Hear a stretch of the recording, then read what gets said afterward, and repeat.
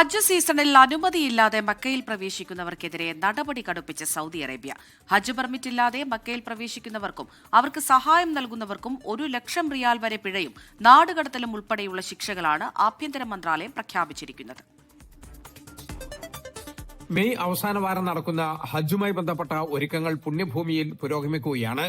ഇതിന്റെ ഭാഗമായി പ്രത്യേക പെർമിറ്റ് ഇല്ലാത്തവർ മക്കയിൽ പ്രവേശിക്കുന്നതിന് വിലക്ക് ഏർപ്പെടുത്തി. അനുമതിയില്ലാതെ മക്കയിൽ പ്രവേശിക്കുന്നവർക്കെതിരെ ശക്തമായ നടപടി സ്വീകരിക്കുമെന്നാണ് സൗദി ആഭ്യന്തര മന്ത്രാലയത്തിന്റെ മുന്നറിയിപ്പ്. അനുമതിയില്ലാതെ ഹജ്ജ് ചെയ്യാനോ മക്കയിൽ പ്രവേശിക്കാനോ ശ്രമിച്ചാൽ 20,000 റിയാൽ വരെ പിഴ ചുമത്തും.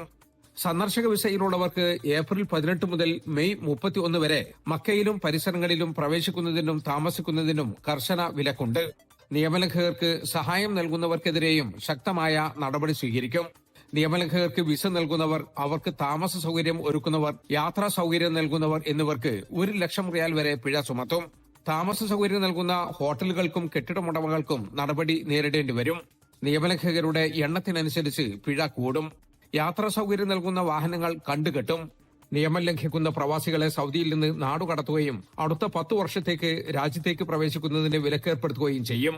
ശിക്ഷാ നടപടികൾ നേരിടുന്നവർക്ക് 30 ദിവസത്തിനുള്ളിൽ അപ്പീൽ നൽകാൻ അവസരമുണ്ടാകും. വിശ്വാസികൾ ഔദ്യോഗിക ഹജ്ജ് പെർമിറ്റുകൾ ഉറപ്പാക്കണമെന്നും നിയമങ്ങൾ കർശനമായി പാലിക്കണമെന്നും ആഭ്യന്തര മന്ത്രാലയം ആവശ്യപ്പെട്ടു.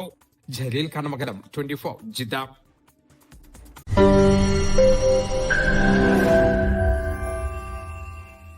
ലോകത്തെവിടെയായാലും ഏത് സമയത്തും 24 വാർത്തകളും ഓഗ്മെന്റഡ് റിയാലിറ്റി പാക്കേജുകളും എക്സ്പ്ലെയിനറുകളും വിശദമായി കാണാൻ ഞങ്ങളുടെ യൂട്യൂബ് ചാനൽ നിങ്ങൾക്ക് സബ്സ്ക്രൈബ് ചെയ്യാം.